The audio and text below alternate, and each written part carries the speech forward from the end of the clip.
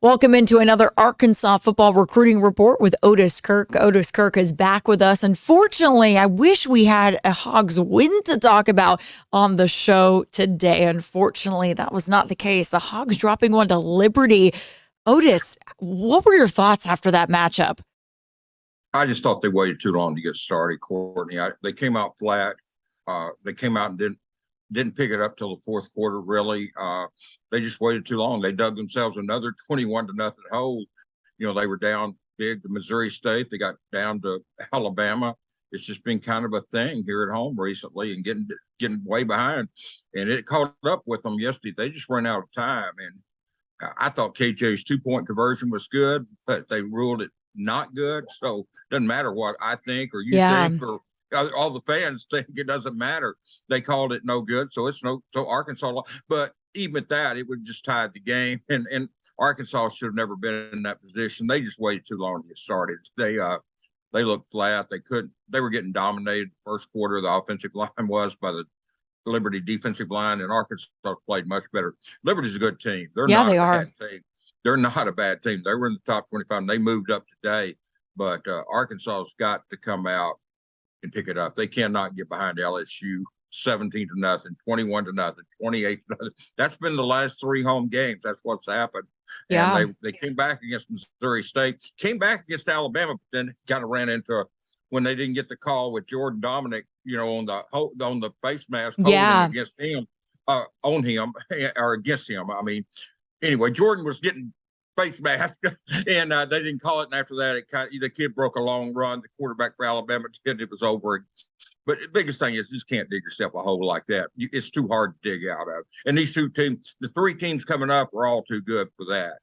Yeah, no, you're exactly right, because it's scary that LSU is next. And obviously, a lot of college football fans watching the game last night against Alabama, and they saw that LSU team, upset an Alabama squad and take the field. And it was, that makes a Hog fan must be a little nervous for next week. And I'm sure after watching the Liberty game, then watching that game, they're going to have it cut out for them. Yeah, Jaden Daniels is one of the best quarterbacks in college football. That kid was good at Arizona State.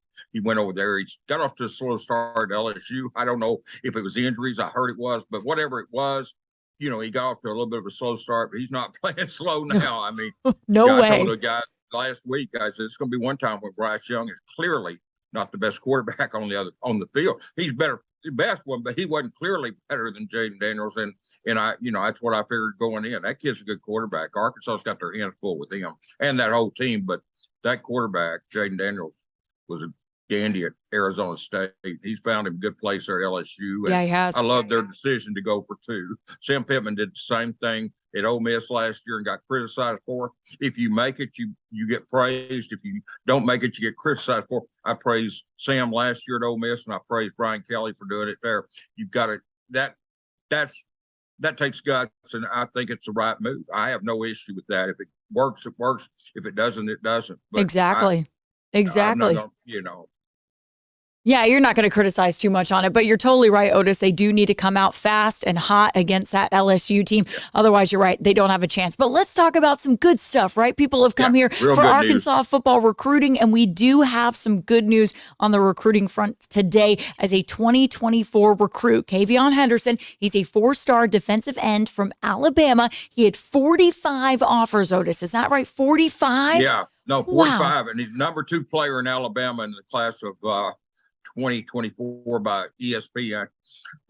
He had 45 offers. He got it down to Arkansas, Alabama, Auburn, Georgia, and OU. Yeah, I was doing this off the top of my head. Yeah, Arkansas, Alabama, Georgia, OU, and Auburn. That was his final 5, but he had offers. It's in my story. He had offers for a bunch of schools, and I couldn't list them all, but I listed the ones in the SEC and some of the main ones. I mean, like Notre Dame, Southern Cal, Florida State, Miami, Michigan State. He had offers everywhere. So obviously a good player. Yeah, obviously 235, and Alabama and all of them had to offer. All those were offers, legit offers. And this kid chose Arkansas. He came up here twice. The dates are in my story. He was at a junior day back in January, and then he got offered. Well, it was January the 22nd because he got offered the same day. Then he was back in March, I believe it was, for unofficial visit, prospect day. And this kid's the real deal. Yeah. I mean, he's 6'3", 235, and he's the real deal. But he's not the only one. We're getting ready to talk about another kid's real deal that's here on official visit right now as we talk. Yeah, well, we'll get to him real quickly, but like you said, Kavion Henderson did commit to the Hogs today. I saw it all over his social media, Woo Pig Suey, all the fanfare, a lot of people excited to see him choose Arkansas over all of those other incredible teams as well. But obviously he made the right choice there coming to Arkansas. But you just mentioned a 2023, you just mentioned a 2023 recruit that took an official visit this weekend in Justin Benton. He's a defensive lineman. He's choosing between Virginia and Texas and the Hogs? West Virginia, where he is committed. Okay. Arkansas and the Horns. He will be at Texas in 2 weekends. Then he will make a final decision. He committed to West Virginia back in June. Okay. But obviously, if he's taking other visits, he's not completely 100%. He hasn't made a final decision. He'll leave. His flight leaves at 7 in the morning, and then I will have a story on him. But he's 6'2", 285. He's someone that. And he's very impressed with Sam Pittman. He was at the game yesterday. He just thinks Sam, he said, you don't have to speculate or guess what Sam's thinking. He will tell you. He keeps it real with you. And this kid loved that. And as most people do.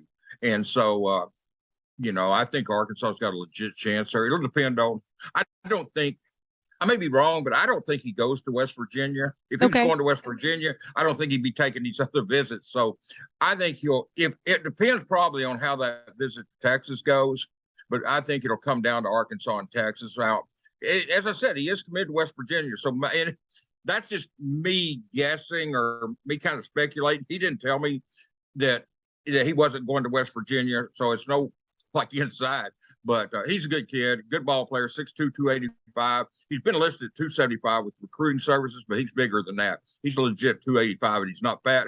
The Hogs are recruiting him to play defensive tackle. I've seen speculation where he could play end or tackle, inside or out, and he probably could, but he's not going to be an edge guy. He's going to play defensive tackle wherever at least that's where Arkansas is recruiting him. I shouldn't say wherever he goes, but that's what Arkansas is recruiting him for, is defensive tackle. And you think he has a legitimate chance to switch his commitment to Arkansas? You think that from basically this weekend, you feel kind of that way?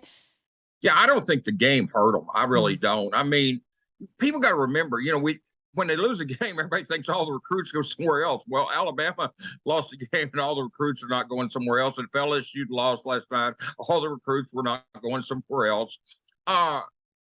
Kids are coming here knowing that Arkansas is not like a top 5 team right now. They're coming here with the idea to help try to make them a top 5, top 10 team. That's the difference. People got to remember, kids are looking at this from, if I go there, they were 2 or 3 plays away from this, 2 or 3 plays away from that. Can I make a difference? And can I get Arkansas to a top 10, top 5 team? And that's what kids are looking at with Arkansas. They know they're not going to like a national championship team right now. So that's why I don't think a loss hurts Arkansas as much as as people may think. I mean, losing never helps, but I don't think it necessarily hurts in recruiting. So, but I think kids look at more their situation, what kind of impact they can make, how comfortable they are. Justin told me, he said, who wouldn't want to run out there in front of all those fans and out Razorback Stadium? He said, who wouldn't want to do that? And you play for a guy that keeps it real, and you don't have to speculate on what Sam Pittman's going to tell you. No, this kid loves Sam Pittman. He loves him to death. So I mean, yeah, I think Arkansas's got a very legit chance of flipping him. Like I said, I think a lot depends on that last visit to Texas. We'll see how that goes. I mean, I mean, Texas is pretty impressive, but I think, I think Arkansas is more impressive, but I mean, they are getting the last visit. Sometimes that makes a big difference. Sometimes it makes no difference, Yeah, but it really Arkansas does. The main thing is Arkansas got him here. He got to see the game. He got to see the atmosphere, and that's huge. And also, I will say this. He says it means a lot to him that Arkansas has 23 commitments, nearly a full class on high school kids, and they're still recruiting him. So he said they obviously feel like I'm a good player to still, to recruit me because they've got players committed, Yeah. even his position. And he said they feel like I can help them. So he said that's impressive to me. So I think Arkansas's got a legit chance. Will they get him? I'm not saying that. I'm not saying they won't get him, but I'm just saying, yeah, they got a legit chance for sure. Well, I like to hear that. I like to hear that they're not completely sold on where they committed to, because that always Yeah. means that there's a slight chance that you could Oh, yeah. get them to switch. But that's not the only recruit we have to talk about. We also have to talk about 2025 Tayshawn Edwards, a wide receiver out of where, Otis? 2027. 2027. Oh my goodness. I'm sorry. Hey, we're taking eighth grader 40. No, this kid's Tayshawn Edwards. He was at the game yesterday. By the way, there's a story on Pig Trail Nation at Hogville last week where I did a pre-visit story with them. This is a good kid. He comes from Warren, the home of Jarius Wright, Greg Charles, Traylon Burks, Chris Gregg. I could go on and on about all the Warren greats that have played at Arkansas, and he's probably going to be one of them in time now. Like I say, he's in the 8th grade, but this kid's fast. And by the way, he is 2027, but he has an offer from Ole Miss already. No way. He is an 8th grader with an offer from Ole Miss. He got that in June, I want to say. So I'm just telling you, this kid is one to watch. He's not very big right now, but he's also young. But he's going to be one to watch. He's going to be another great player out of Warren. Bo Henry does a great job down there with that program, especially with skill position players like wide receivers. We all know what Traylon Burks did at Arkansas. Traylon Burks did that at Warren, and he's doing it in NFL. And Jarius Wright, Greg Charles, Chris Gregg. List goes on and on of players from there, and they've all been good ones. And I don't usually write about 8th grade kids. Yeah. I wrote about one last year, Kane Archer, who had, I think, 3 or 4. Well, he had 3 offers when I first started. Well, he actually had 2 when I first started talking to him. He had Michigan and Missouri, and then Arkansas offered him soon after that. And now he's probably in, close to double figures or in double figures. I haven't checked his list lately, but from Greenwood. But the state's got some good young players. And, look, if they're getting SEC offers or Power 5 offers, I have no issue writing about those young kids. I know I have people say, well, I can't get into a 2027 kid because I'm trying to concentrate on it. Well, but they deserve to have their name out there. And they love it too. It's not just all about seniors and juniors. If the thing of it is, if they're getting offers, then they're worth writing about, and I feel like if, kid, I don't care what age he is.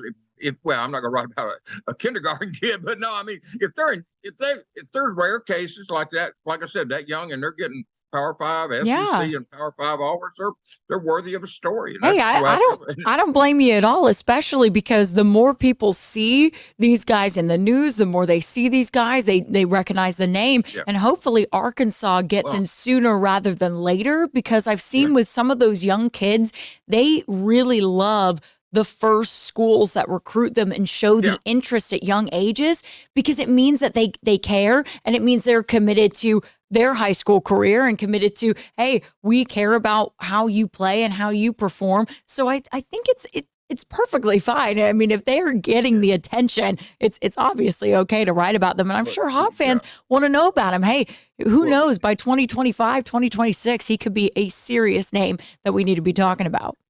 Yeah, and this gives chance people too. They know his season's over, but people know, next year they'll know to go out and watch him. Not everybody knows all the prospects and stuff. Not saying that I know them all, but I know the legit ones with offers and stuff. And like I said, there'll be fans that want to go see him play. And I'm going to say this, and that's not why I wrote the story, but this kid's in the 8th grade, and you should see the note that he wrote me when I was in the hospital. When I was that age, I was an idiot. And this is 8th grade kid. I think I was too, Otis. I think I was too. A note like that. No, I was an idiot when I was that age. If I'd written a note, either they couldn't read it or they wouldn't want to read it. But but I'm making a joke. But no, it means a lot when kids, and he wasn't the only one. There was a bunch of kids that did that, a bunch of recruits. But it really just kind of makes you, it just impresses me because they're mature at that age. And if you're that mature, I think you can handle a few recruiting calls and write letters and stories and stuff. And so it really impressed me. But I just wanted to add that. he's not only a good football player, but he's a good person off the field. Oh, So, and like I said, he's 5'8". No, by no means is he the only one that messaged me. But I just wanted to point that out, that I like to tell people more about the kid than just the fact that, hey, he can catch passes. yeah, I He's love gotten that. offered to Ole Miss, and in Arkansas, I'm sure will offer eventually. I don't know when, but I'm just saying, and he's going to get other offers. But I'm just saying, obviously, he's a good football player. The Yeah. SEC school is not going to offer someone if they can't play just because they're a good kid. But Yeah. I like to know when I know something special on a kid, like, he is a good kid. And Yeah. it meant a lot to me to get all those messages. And Oh, it just really, when you got an 8th grade kid taking his time to do that, it really, yeah. it makes you feel good. Yeah, of course it does. Oh, that was such a sweet note to end it on. Thank you so much, Otis, for always joining us for the Arkansas Football Yeah. Recruiting Report. And we'll see you next week. You bet, Courtney. Thank you for doing it.